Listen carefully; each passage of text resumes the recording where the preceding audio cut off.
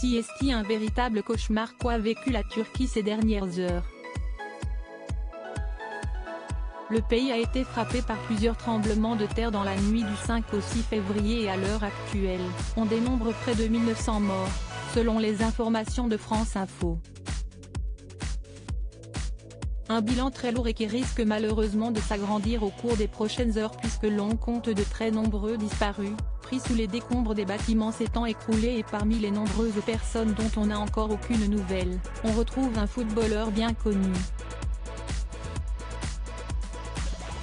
D'après les informations sorties dans la presse, Christian Atsu, international ghanéen de 31 ans et ancien joueur de Chelsea, n'a pas donné signe de vie depuis que le violent séisme d'une magnitude de 7. 7 a touché la Turquie. Joueur d'Hatayspor, l'attaquant, élu meilleur joueur de la Coupe d'Afrique des Nations en 2015, était sur le terrain hier soir et il a même marqué un but, mais depuis, il est activement recherché par les secours, qui n'ont plus eu de nouvelles de lui depuis plusieurs heures. Une énorme inquiétude pour ses proches comme pour son club, qui n'a plus de nouvelles de son joueur. Ce n'est d'ailleurs pas le seul, puisque son coéquipier Onur Ergun, ainsi que le directeur sportif de l'équipe sont toujours recherchés à l'heure actuelle.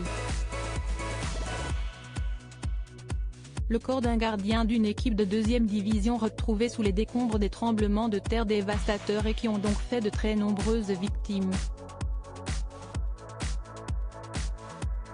Eyüp Türkaslan, le gardien de but du Yeni Malatyaspor, un club de 2e division turque, a lui été retrouvé mort sous les décombres, comme l'informe l'équipe. Le premier tremblement de terre a eu lieu à 2h17 du matin dans le sud-est de la Turquie et en Syrie, surprenant la plupart des habitants de cette région. Une deuxième secousse a eu lieu en fin de matinée, à une centaine de kilomètres au nord du premier séisme et dont la magnitude a été quasiment équivalente. Pour l'heure, le bilan est déjà très lourd et de nombreux pays ont déjà annoncé une intervention rapide.